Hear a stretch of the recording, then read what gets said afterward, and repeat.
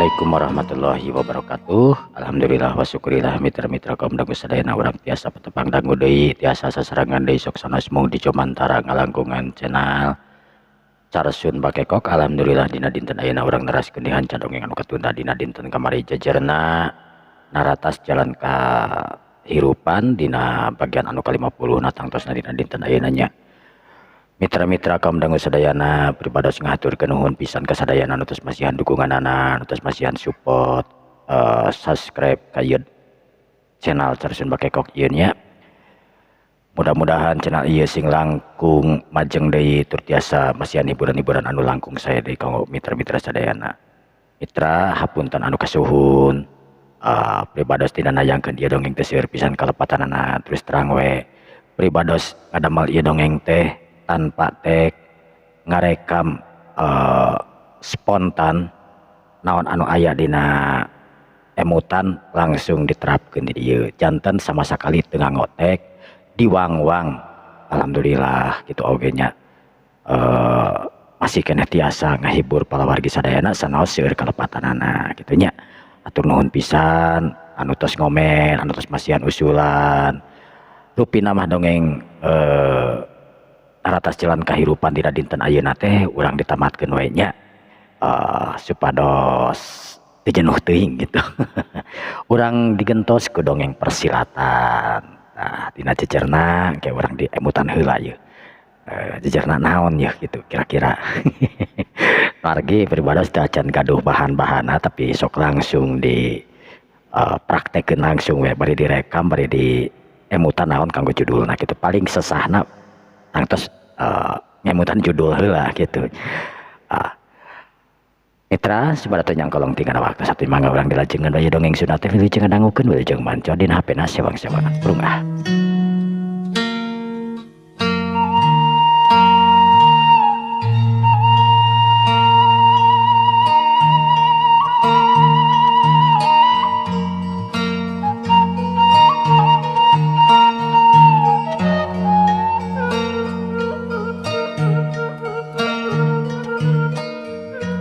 Para mitra kaum dangu sadayana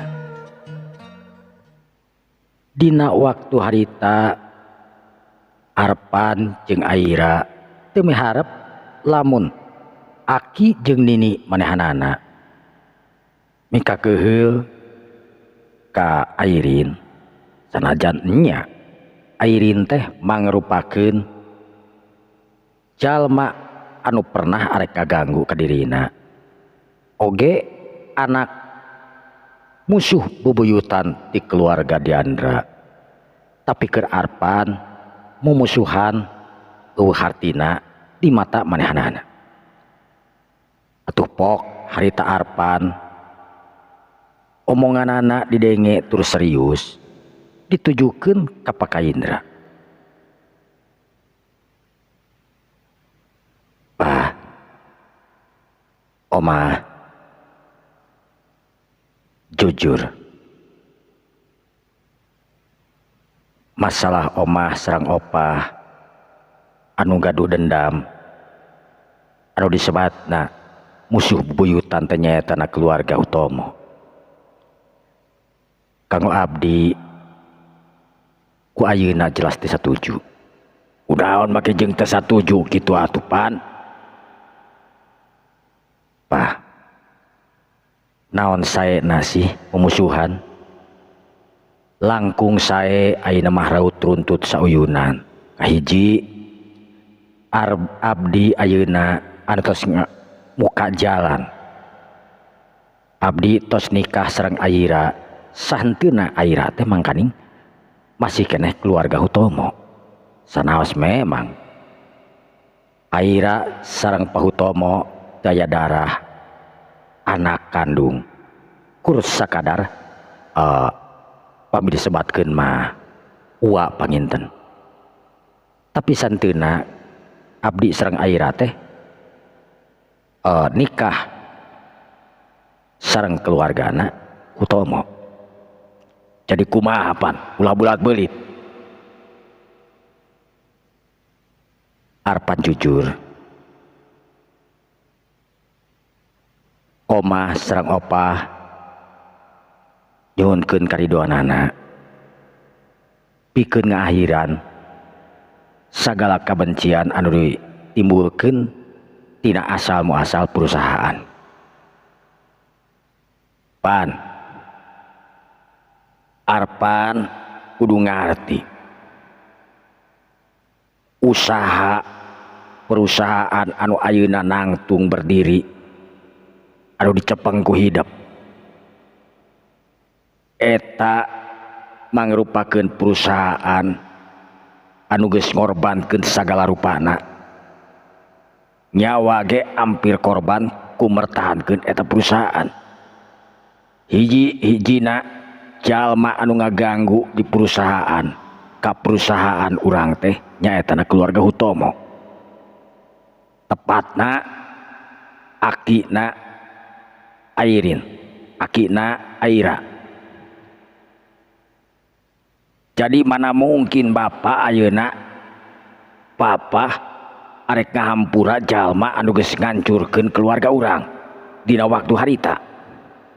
Bah, punten sakali deui. Mumusuhan moal janten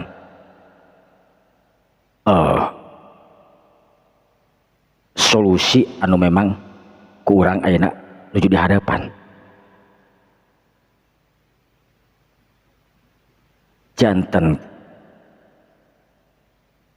arpa nyuhunkeun atos weh nu atos mah mending oge ayeuna cairkeun suasana sakedap deui sababaraha bulan deui Arpan oge gaduh bayi panginten. Janten urang ayeuna teu kenging ngurus-ngurus masalah masa lalu Pak. Ayeuna urang pijak masa depan urang. Masalah rumah tangga insya Allah Arpan sakuat tenaga. Masalah perusahaan oge Arpan geus siap dina sagala rupina Pak. Gangguan ti sisi gigir anu hal wajar perusahaan seueur sainganana. Tapi beda Pan lamun jeung keluargana Hutomo daya perbentanan Pak. Papa ningali ayeuna kan perusahaan keluarga Hutomo jauh disahanapeun keluarga Daindra.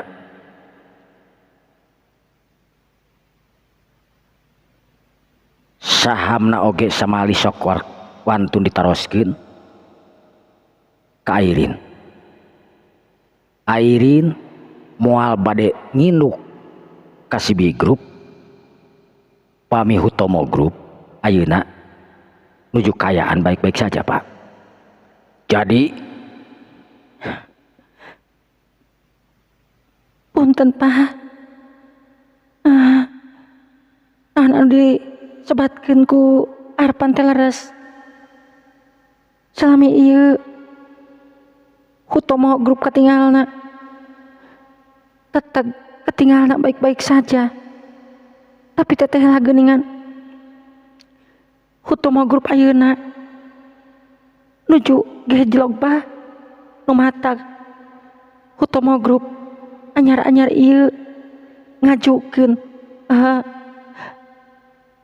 persyaratan kanggo ka Sibi Group ngajalin kerjasama. Alhamdulillah Sibi Group anu di cepengku Arpan dina waktu sarita ngucurkeun dana anu teu sakedik Pak. Janten Hutomo Group ayeuna tos janten bagian ti Sibi Group anu dicepengku Aira Pak.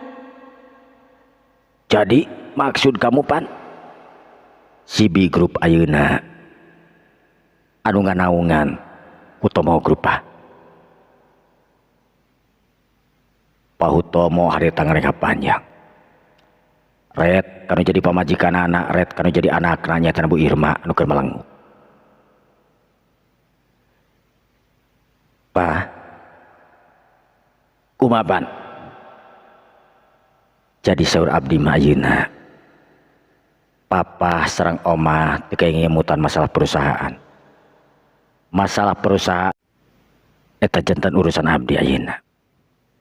Jantan oma sareng opa teu kedah ngemut-ngemut deui, tapi sanes hartosna opa lepas tanggung jawab tina perusahaan tangtos abdi paminyunkeun solusi moal ka mana deui pa. Nyari kitu mah bapa nuturkeun kana naon kahayang anu jadi incu opa. Opa percaya kamu incu opa mampu didangatasi naon wae nu kajadian di perusahaan. Alhamdulillah opa. Janten kumaha sareng keluarga Hutomo pa. Sabisa-bisa keluarga Hutomo ayeuna kudu dibere penjelasan supaya keluarga Hutomo henteu nuduh bapa anu ngancurkeun perusahaan manehanana. Sabab salama ieu keluarga Hutomo tetep nganggap perusahaan Diandra anu geus ngancurkeun perusahaan manehanana. Anu sok padahal anu benerna tur jelasna akina ti keluarga Hutomo anu geus nyieun kakacauan tur anu geus ampir ngancurkeun keluarga Diandra dina waktu 25 tahun ka tukang. Jadi ayeuna nyerahkeun ka kamu pan. Kumaha hadena? Sabab memang incu opah ayeuna saeutik gedena geus rumah tangga geus ngahiji jadi bagian ti keluarga Hutomo Group. Janten omah sareng opah nyaluyuan kana naon anu ku abdi dicarioskeun embe. Opah tangtu mah bisa ngabantah kana caritaan cucu opah. Alhamdulillah opah. Alhamdulillah opah. Ya. Geus ayeuna mah. Kulantaran waktu geus beurang. Opah kur hayang papangi hunggul tadi jeung Aira lantaran omah anu ngadorong ka dieu ngagegejeg hayang gura-giru panggih jeung Aira. Nya Aira.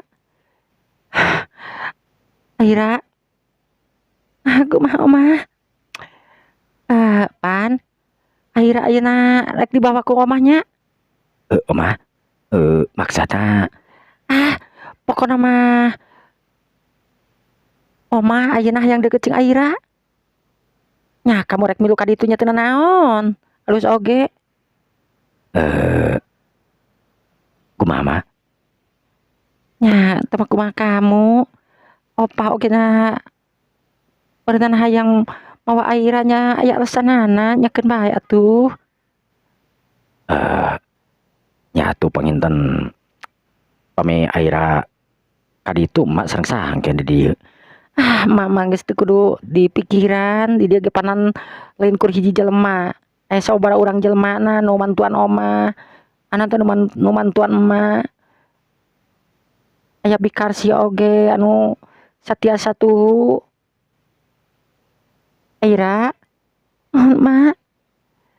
Ayeuna mah Aira jug milu jeung opah jeung omahnya. Tapi mah Kang Arpan nya pastina ge lamun kamu milu nya pastina Arpan moal cicing beureun. Nya langkung Kang Arpan we. Nya atuh hayu we. Urang ka ditu we ayeuna mah. Airin. Rupina mah naon anu tadi tos disampaikan ku opa tos jelas pangintennya. Mohon Pan. Sakali di Airin nyunkeun punten. Aira. gabrug Airin ngagabrug deui harita ka Aira anu jadi adina. Teh minta dampura Aira. Teh sami-sami teh. Hmm, pura oge teh Aira ayeuna Aira bari ngiring sareng opa sareng oma. Nya Airin, Aira. Tata oge meureun ayeuna bari langsung ke kantor. Nya atuh hati-hati di jalan teh. Sanggeus sararea harita clear. Permasalahan Airin jeung Aira oge geus clear sepakat Aira jeung Airin moal arek ngungkit di permasalahan mararehanana. Duanana geus clear, manehna saling nitipkeun diri. Anu antukna Aira harita dibawa ku Pak Diandra jeung Bu Aminah. Lantaran teuing kunaon Bu Aminah ngarasa nyaah nakeranan ka anak incuna minantuna anu ngaran Aira. Arpan oge harita pamitan kanu jadi indungna. Yen manehna rek cicing sementara di imah anu jadi akina di keluarga Diandra. Lantaran ninina anu keukeuh ti keukeuh hayang bareng jeung pamajikanana nyaeta Aira. Atuh teu bisa majar kumaha. Bu Irma eueuh di jalan iwati ngijinan kanu jadi anakna sabab manehna oge di dinya lain ku saurang dibaturan ku asisten rumah tangga sababaraha urang kaasup bikarsih anu memang deket terus sering ngobrol jeung Bu Irma. Palamitra kaum dangu sadayana, cag ieu carios teh urang tamatkeun dugi ka dieu. Insyaallah dina waktos anu bakal datang urang disamper deui dina carios naratas jalan kahirupan anu kaduana. Insyaallah dina waktos anu akan dina waktos nu bakal datang gitu nya. Dina carios nu ieu urang disaepkeun heula, urang dicagkeun heula dugi ka dieu. Kalian ditutup ku wabillahi taufiq wal hidayah. Wassalamualaikum warahmatullahi wabarakatuh. Para mitra kaum dangu sadayana, dina sisa waktu ieu urang diteraskeun ieu kana carios enggal, carios persilatan dina jejerna Jadra. Mitra-mitra, dongeng dina carios Jadra teh merupakeun carios dongeng silat anu mintonkeun salah sahiji pemuda anu ngagaduhan ilmu silat anu disebatkeun ilmu silat buhun anu tos turun timurun di sepuh-sepuh di para karuhun anjeuna di keluargana Jadra. Jadra teh mangrupakeun nami salah sahiji jawara ngora anu nuju kamasyhur dina waktu sarita. Mangga urang dibalada heula ieu. Carios mungaran dina jejer Jadra karya Carsun Bakekok. Prung.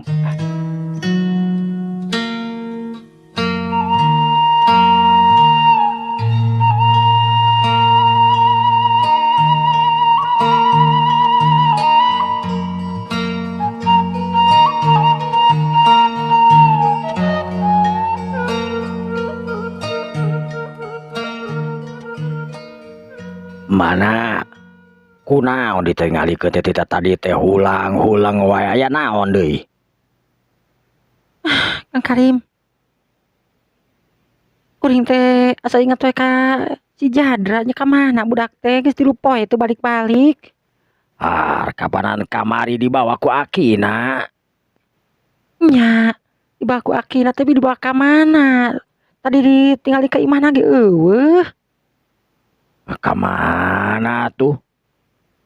Biasa nama Ki Chandra tara jauh da. Anu matak oge. Ka mana budak teh? Sugan eta di imah si Aki aya saha? Anca wis saha? Ari senalna si Jadra mah katinggali teh aya tuh dibawa da ka dieu. Kan si Jadra nu ka mana nya si Aki na oge eueuh deui. Ararane atuh kitu mah. Nya nu matak oge meuni maralang kieu jeung kunaon budak teh di meuni akrab-akrab teuing jeung akina nya. Kadang-kadang sare di mana mah sapoe 2 poe di akina we sapopoena teh. Da meureunana akina bageur atuh. Lamun akina teu bageur masih jadra ge moal daekeun. Kan kulantaran akina perhatian bageur jeung sok dibabawa. Nyetang tuh ngaran budak leutik mah nya. Alut kanu bageur meureunnan. Nya tapi melang. Yakeun bae lah jeung Ki Chandra ieu. Kawas teu apal we Ki Chandra teh saha. Nya. Aki oge naon teu pernah ngomong panan ka kuring teh. Ngomong naon? Nya cenah hayang mawa si Chandra. Rek dibawa kanu jauh cenah. Ah cek yang terek naon mah jeung dibawa kanu jauh. Budak leutik kitu. Berarti meureunnan Ki Chandra boga maksud nu lain sugan ka si Chandra. Naon teh ka si Jadra. Mamangna maksudna naon nya kitu? Ya duka atuh panan bapak ge teu apal.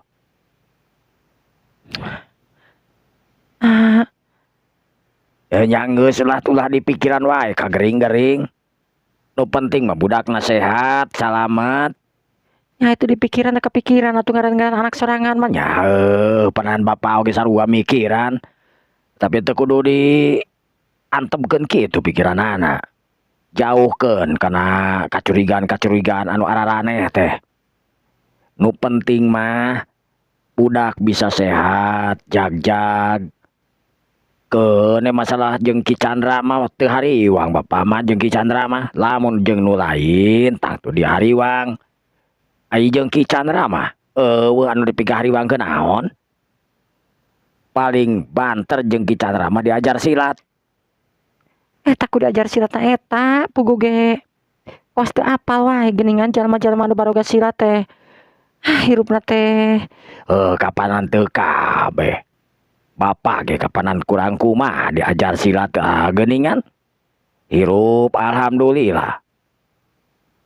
Bisa ditempo ku batur kahirupan urang geuningan. Nya di sakitu nama lain maksudna teh teu nyalahkeun kanu bararisa silat tapi sok sieun kabawakeun ku Kunaon?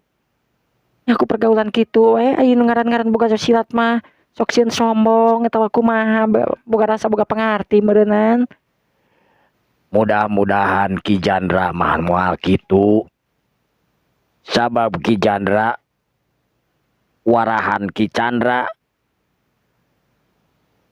Papa apal kumaha disiplina Ki Chandra. Loba di dieu barudak-barudak laleutik anu hayang diajar ilmu silat ku kolotna diasong-asong ka Ki Chandra, anu teh ka Ki Chandra.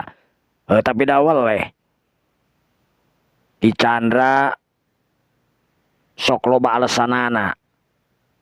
Bet urang mah ka Ki Chandra henteu nyodor-nyodor ninitah dilatih silat ku Ki Chandra. Ngan Ki Chandra anu memang resepeun. Sabab ceuk Ki Chandra pernah ngomong ka Papa cenah Ki Chandra teh boga kaanehan dina awakna. Boga kaanehan dina awakna, dina dirina. Emang kanehan naon kitu nu aya dina awakna si Chandra teh? Nya duka teuing. Ngan pamanggihna Ki Chandra mah dina awak Ki Chandra teh nyimpen hiji kakuatan anu encan bisa dipecahkeun. Artina naonnya eta teh? Urusan eta mah urusan Ki Chandra. Teu apa bapak oge naon da teu nerangkeun naon anu aya awak nu aya dina awakna Ki Chandra anak urang. Mudah-mudahan atuh mun kitu mah Ki Chandra sing bisa mawa anak urang kana jalan anu lempeng. nya urang mah tinggal ngadoa kitu we, tapi da Bapak percaya sajroning Ki Chandra teh ngebogaan aji kasakten anu hebat.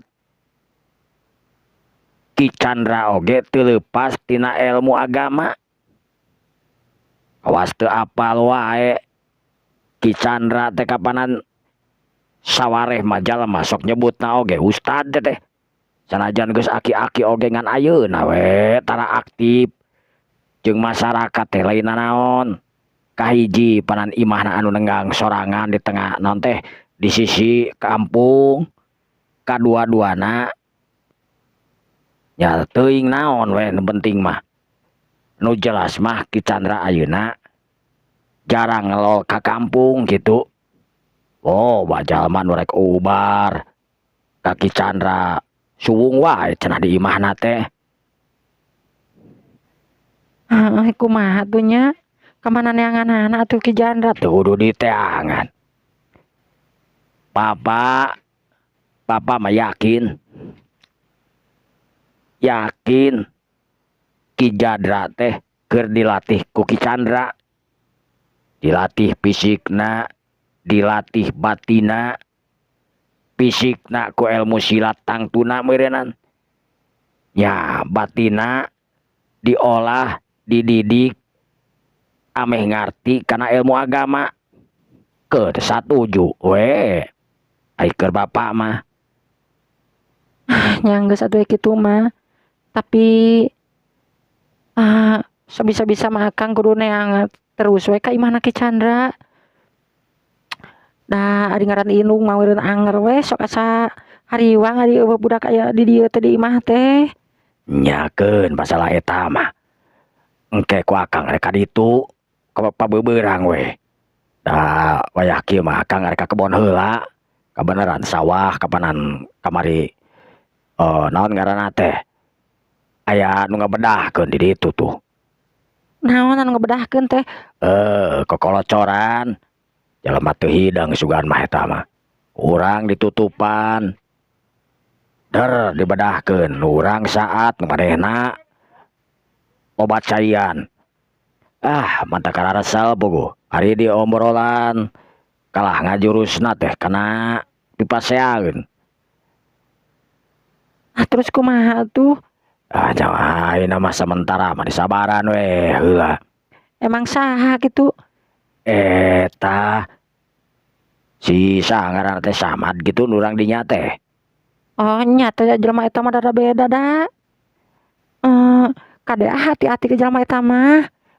Keun bae. Kamari oge papanggih jeung Haji Kodir. Cenah Karim. Daek cenah ngagarap sawah nu di ditu cenah. Nyari borongkeun gitu maksudna teh. Kebenaran kan orang muning aya gitu. Ek ditah ngagaru maksudna teh. Daek tuh Akang. Daek mah daek tapi da can geus pan pagawean di nyata anu dipuntasieun teh walungan.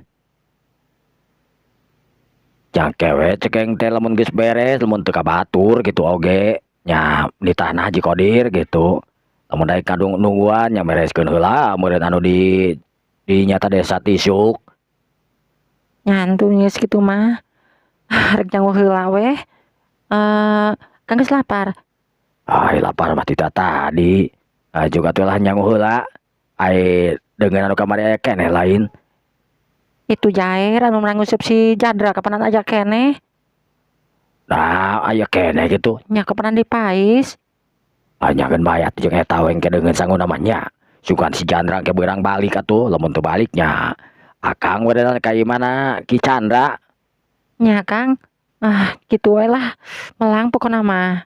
Nya geus aduh juga tuh rek kacai mah, rek babe anu teh rek kagerohan kukumahan mah. Jeung sakalian ngisikan meureun. Keur cai mangke ku Akang ngala ka dieu. Nya tukangnya.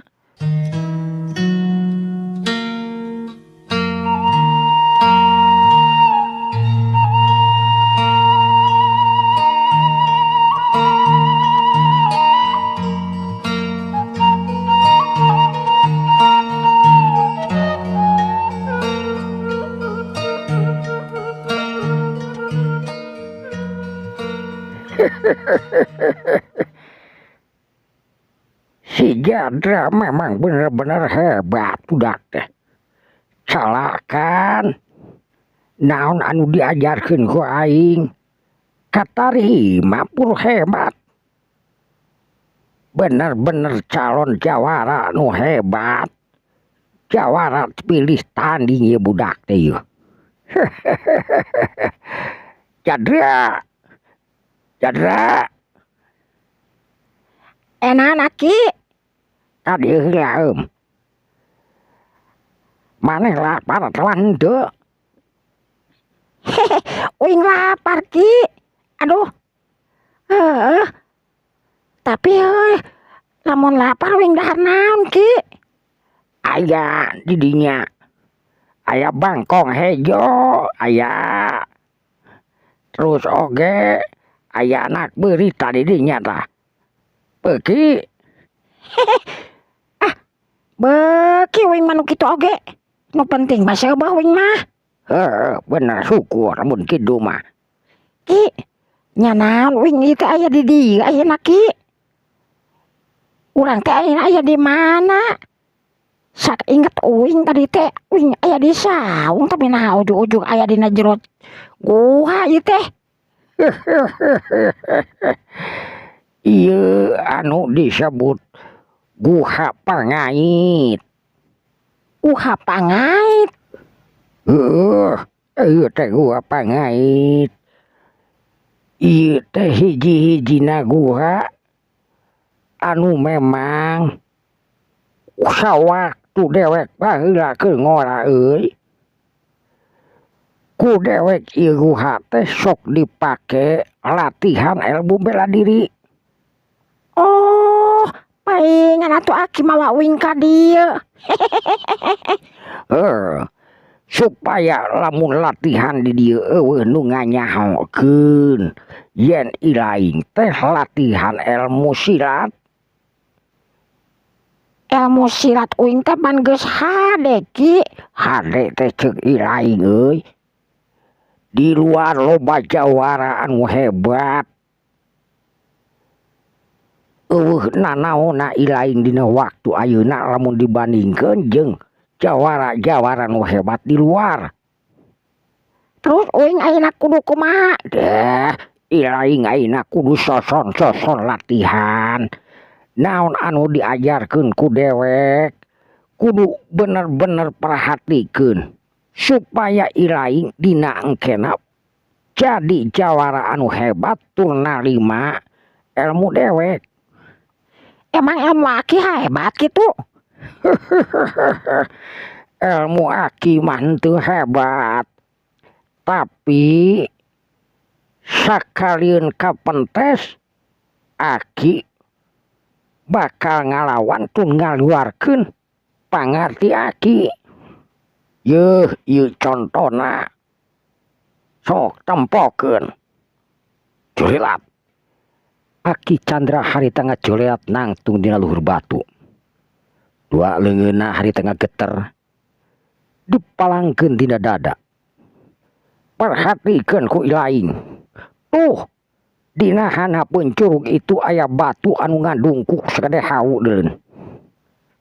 Eta batu ku dewek arek dipentang ku kakuatan ilmu dewek. Mana cian sok uing nempokeun ya? Ceki Jadra harita. Si Jadra nangtung bari neuteup ka si Aki anu nyang hareup kana batu anu aya dina hanapeun curug. Harita Aki Chandra nangtung bari mapatkeun campe pamakena. Harita katingali leungeunna ting derak-dak. Tir ibarat tulang-tulang anu parotong. Terak-tak, terak-tak.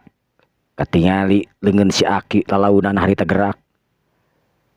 Tekung silila si Aki ngarempaskeun eta leungeunna ka hareup, meberkeun dampa leungeunna. Burisat tindak leungeun si Aki kaluar cahaya warna koneng.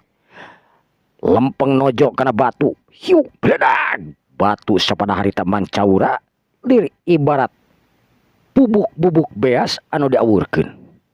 atuh puguh. Si Jadra harita kene surak bari keprok segala rupa lantaran ngerasa bunga ningali akina geus nemongkeun pangartina. Ore, Aki memang hebat ki euy. Uing hayang ilmu kawas kitu ki kumaha carana teh.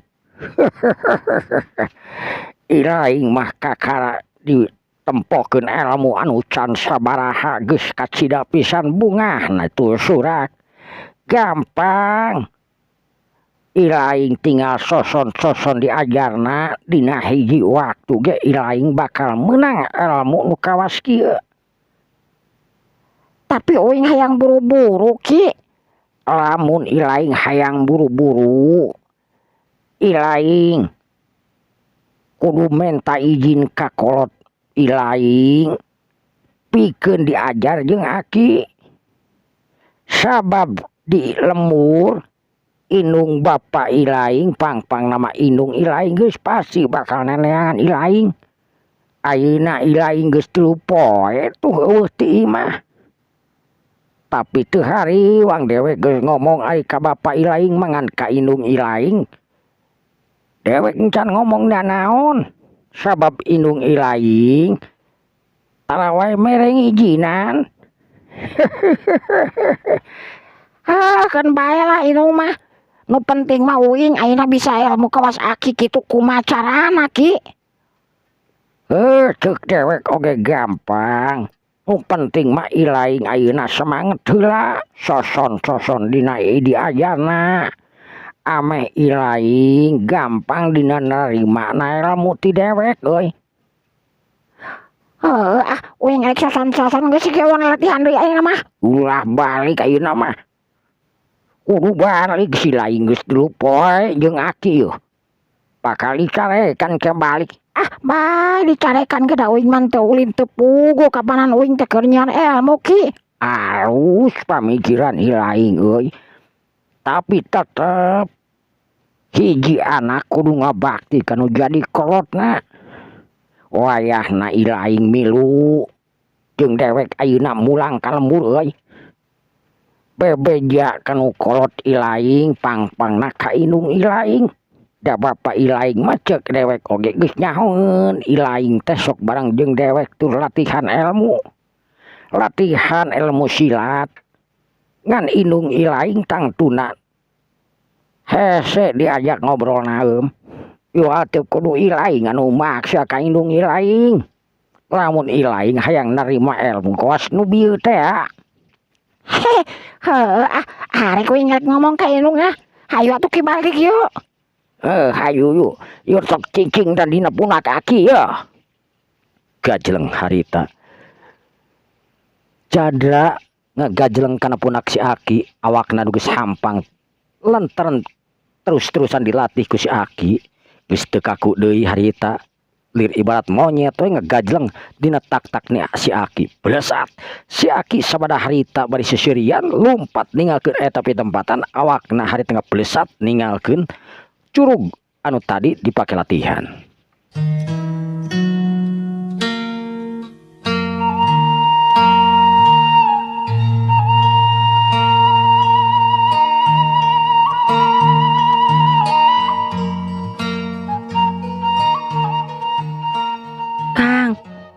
Kang Karim. Aya naon? Pake jeung gegeruan wae. Ya Kang keur di tukang yeuh keur nampolan sulu ek naon deui? Kang. Kumaha geus teh encan ka imahna Aki Chandra teh? Acan ke sakedeung deui. Manikot asa rariweuh jeung geumpeur kunaon ulah geumpeur-geumpeur teuing nya ulah riweuh atuh. Da engke isuk jaganing getoge atuh meureun budak bakal datang deui. Tong hariwang sabab budak mah ulina jeung Ki Chandra lain jeung jalma lain. Ya tapi adi eueuh kabar kieu mah jadi melang atuh ka si Jadra. Si Jadra teh mangrupakeun budak nu calakan. Teu gampang kairut kunu kumaha lamun manehna teu boga kahayang. Si Jadra mantak milunya jeung Ki Chandra teh geus tangtu eta budak teh. boga kahayang kasih Aki. Emang kahayang naon si budak teh? Ih, kawas teka tempo si Jadra geningan. Kamari basa keur aya keneh di dieu. Hayo we latihan silat di tukang sorangan. Nah teu nyadar gitu. Keur naon bari na oge ukut ilmu silat ngadon-ngadon bakal loba musuh engke na oge geura. Ih, ulah nyebut-nyebutkeun keur naon. Sabab ilmu silat teh sebagai lalaki mah memang perlu dina zaman ayeuna. Anu memang loba jawara-jawara anu kur jadi kedok hungkul. Ilmu silat teh dipake teu bararas. Tah atuh sugan we salah sahijina bisa numpas kana kajahatan teh ku ngalewatan boga ilmu silat anu hebat. Henteu kumaha gok. Kaasup si Jadra. Nya kaasup si Jadra anak urang. Jadi akang ngadukung karena naon anu dilakukan ku Ki Jadra jeung si Aki. Ya, ari akang mah pasti ngadukung. Salagi eta budak dina jalan anu bener. Komo deui jeung Ki Chandra kapan apal sorangan. Ki Chandra teh kasebutna lain kur luhung dina ilmu bela diri, tapi cemar ku panalarna dina ilmu agama.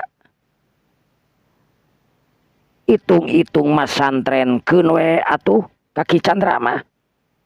Tapi kan Ki Chandra mah ngomong na oge mani kasar kitu Ki. Kang. Kasar teu jadi pertimbangan. Nu penting mah laku jeung lampahna anu lembut. Cep atuh harita Nyi Isah indungna Jadra Cempe memang kaharti kumanehna oge. Tapi salah kabeh anu dicaritakeun ku salakina jeung kahayang nu jadi anakna, dirina masih kene encan nyaluyuan. Sabab ceuk pikirna si Jadra anu kakara umur 6 tahun encan sakuduna kaluar ti imah tur latihan ilmu bela diri. Engke na oge bakal ngaganggu kana perkembangan manehanana kitu ceuk pikirna. Nyi Isah anu jelas Nyi Isah loba kasieun. Kunaon ngahulang Isah? Abi masa tetep melang Ki Ata Kang. Geus ceuk akang ge ulah loba dipemelang. Percayakeun ka Ki Chandra. Mantak kitu oge si Jadra nyamperkeun deui ka Ki Chandra teh berarti cocok. Apan ceuk akang oge teu hese hayang guguru ka Ki Chandra. Loba tatangga urang dieu panan ngasong-ngasong jadi anakna. Tapi Ki Chandra boga pilihan sorangan. Sanajan diasong-asong tur dibayar Ki Chandra teu daek narima. Alasan itu jeung ieu jadi utama. Tapi si Jadra anu ku urang teu diasong-asong. Samalah urang sabalikna nentang pang-pang nama maneh.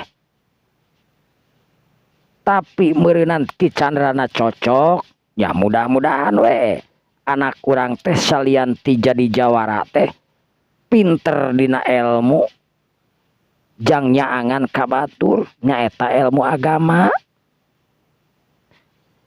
Akang percaya ka Ki Chandra ceuk akang oge itung-itung masantrenkeun budak. Nyi Isah Jempe deui wae. Manehna geus teu hayang loba omong jeung nu jadi salakina. Sabab sanajan manehna ngomong ngaulah-ulah kanu jadi salakina, tetep nu jadi salakina mah ngadukung kana naon anu dipikahayang kudu jadi anakna yen arek diajar ka Ki Chandra dina ulin bela diri jeung ulin agama. Nu antukna Nyi Isah hari tanggal leos ningalkeun salakina. anu masih kene nyekel patik lantaran tadi di geroan teh keur meulahan suluh di tukang. Aneh awewe masuk kitu tah. Ujug-ujug baeud teu puguh teu karuan Mending keneh matikan deui suluh ieu saeutik deui bisi kaburu hujan. Ceuk Ki Karim harita bari ngoreleng deui ini katukangan dapur. Gedok-gedok Ki Karim harita meulahan deui suluh disaner-sanerkeun dina bilik nyaeta di dapur tukang. Barang keur kitu harita Ki Karim aya nu ngageroan hiji budak leutik anu geus teu asing deui keur manehna nyaeta Ki Jadra anu jadi anakna. Bapak, keur naon bapak teh? Ret harita Ki Karim ngareret anu tadi narek ngamangkeun patik teu tulus lantaran kaburu aya nu ngageroan. Jadra ka mana wae maneh teh geuning? Uing teh milu jeung si Aki. Bapak, Milu jeung si Aki ka mana? pokona mah uing latihan we. Tadi ka imah si Aki eueuh nya di mana kitu latihanana? Di ditu di sisi walungan. Oh, kumaha geus besa? Wah, bisa. Cikan gerak ieu. Aku abi urang di belahan eta suluh teh. Ulah moal kuat moal bisa jeung berat deui ieu mah patikna oge. Apanan uing teh sok latihan Ki. Pak. Sok atuh nyobaan empo kade kana suku tah kana bitis kade. Harita patik direbut ku Ki Jadra. Ki Jadra nyekel patik gede keneh patik jeung jangkung keneh patik daripada Ki Jadra. Ngan anu jelas Ki Jadra teuing kumaha carana, nu jelas Ki Jadra harita ngamangkeun patik. Hiu kedok. Ki Jadra harita meulah suluh anu kacida teu asna nyaeta suluh tina heras. Mangrupakeun dolken anu tinggal sapotong-sapotong harita dibelahan ku Ki Jadra. Brak. Eta suluh anu tina heras nu kacida pisan teu asna teh belah sapada harita atuh puguh we. Bapakna Mang Karim kur tiba molohok ningalikeun anakna anu kacida hebatna, awakna anu kaker tur kuat, tanagana lir ibarat nyaruaan jeung tanaga kolot, tangkal heras nu sakitu teu asna harita dibeulah make patik anu berat. Ukuran budak kur tiba umur 8 tahun mah geus tangtu moal daek nu kuateun ngangkat eta patik lantaran memang berat jeung gede bendulna. Tapi keur Ki Jadra lain deui. Ki Jadra anu geus memang geus dilatih ti leuletik ku si Aki geus teu ngahanyu deui kana anu model kawas kitu. Pak, geus tah beres, Pak. Mana dia ya deui? Geus beres. Barang keur kitu torojol harita biisah indungna.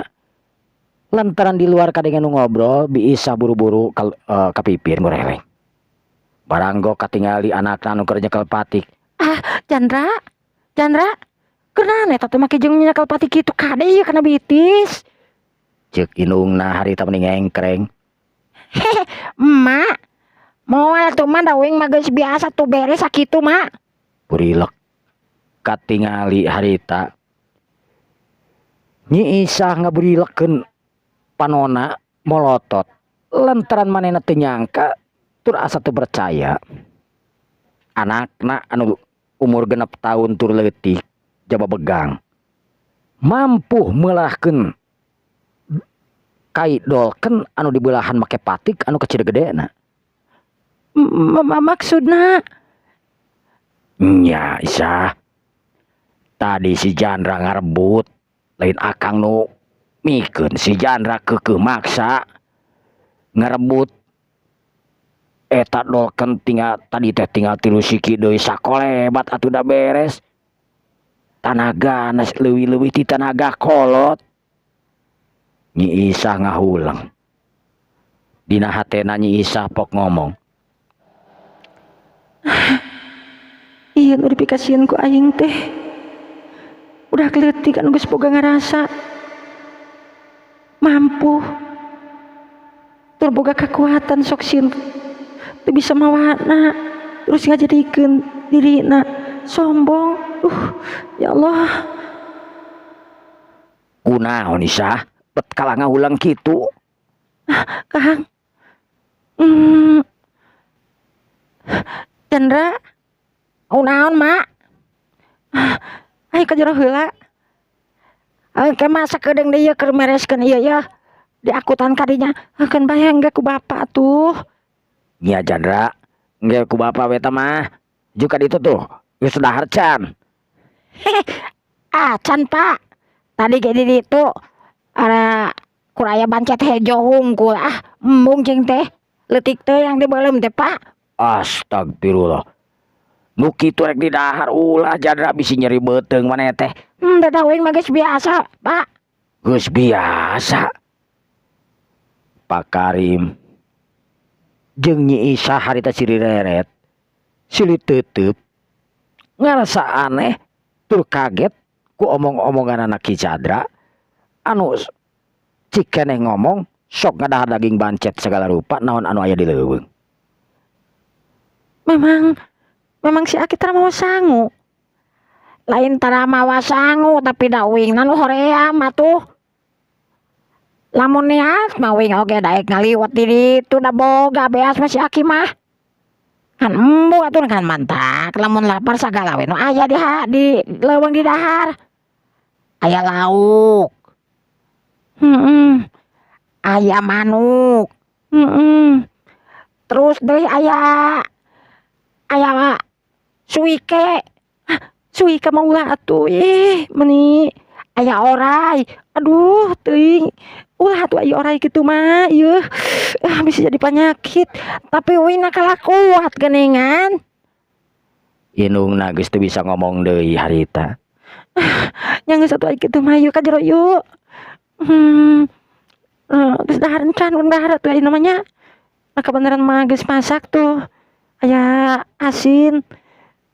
Terus nu kamari menang Chandra ngusip oge aya keneh. Lele teh mak. Nya jeung lauk jair aya keneh pan dipais. Nya mak atuh ayo wing ge lapar yeuh. Ceuk Ki Chandra harita bari ngalungkeun patik sakainget. Mang Karim nepi ka gogodeg ningali anakna anu ngalungkeun patik ka belesur. Patik harita dicokot ku Mang Karim terus disaranekeun dina bilik. Dihijikeun jeung suluh anu bieu menang namporan. Harita sakeluarga mani ngaralimet bararang dahar. Mang Karim anu terus-terusan ningalikeun kana jadi anakna nu dahar ponyo. Nya kitu di Nyi Isah anu sajeroning manehna dahar teh ngareretan kana jadi anakna. Ret kana jadi anakna, ret kana jadi salakina. Ngarasa aya kaanehan dina awak nu jadi anakna, sanajan awakna katingali hideung bulester lantaran beureunan tangtu kapanasan. Tapi katingali anakna teh henteu rengrot tur awakna oge ngeusi. Chandra, awak mani leutik kieu. Eta sok karasa nyeri awak. Tuh mak. Justru ing mah kalah sehat eta leutik teh sok gedamat pagecet cepeng tah leungeun Chandra. Dep harita palebah peupeuteuyanana si Chandra dicepeng kudu jadi indungna.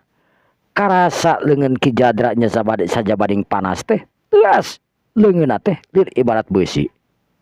Renghap. Nyi Isah ngarenghap panjang ngarasa bunga lamun geus ningali kitu mah. Sanggeus beres dahar Nyi Isah harita ngakutan urut dahar ka tukang. Tekung sila Nyi Isah mawa ci kopi jang nu jadi salakina jeung cai enteh jang nu jadi anakna. Chandra ayo nginum yeuh. Ceun teh nu handeup keneh. Mak. Chandra. Marek nanya ka Chandra. Nanya naon, Mak? Ari Jadra, amun milu jeung si Aki teh naon wae sih?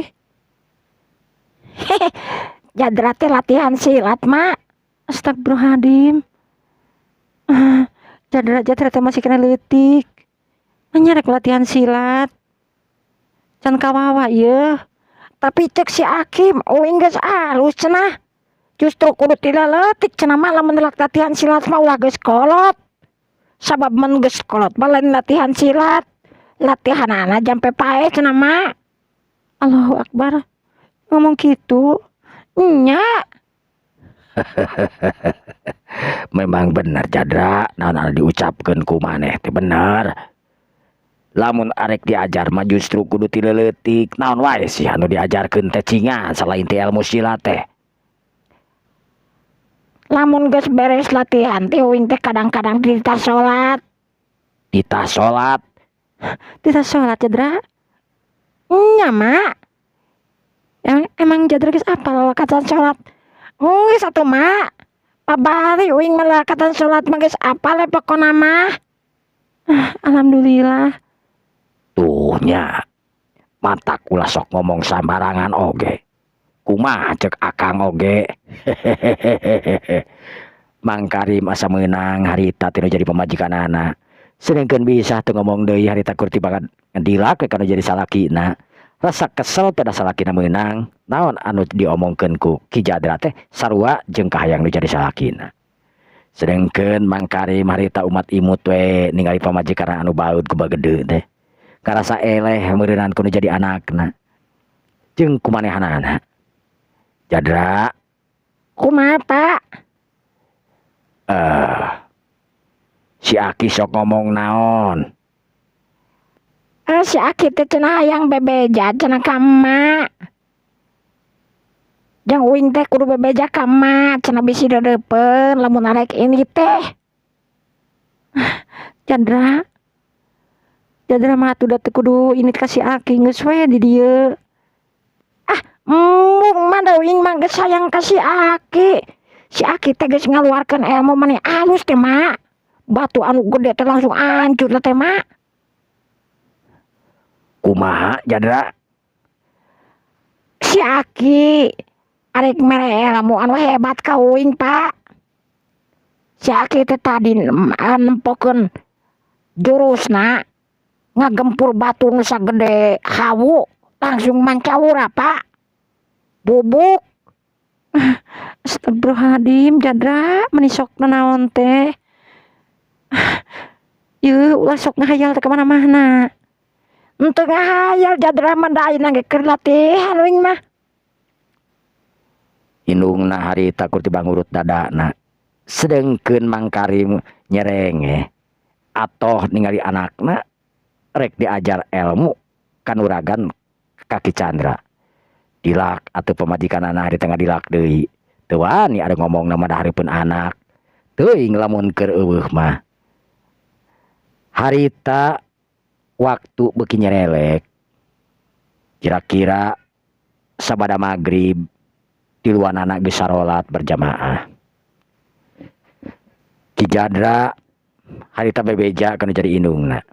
Mak. Kunaon Jadra? Uing mana mau sare di dieu? Ek sare di mana Jadra? Uing mana ek sare di si masih Aki bari diajar ngaji. Nya juga atuh Jadra aya rek diajar ngaji mah. Ceuk Mang Karim meni buru-buru nganjugeun. Mangke jeung buru-buru nganjugeun lain sing nyarek maka anak teh. Emang kunaon kitu? Bari naogekeun bae we da diajar ngaji mah. Ameh naon? Ameh eta pan ayeuna teh malam Jumaah. Emang naon gitu lamun malam Jumaah teh? Sok tara ngarti wae nanaon teh. Jadra, geus atuh tong unit ka ditu ayeuna mah. Teu isukan deui we. Ceuk indungna harita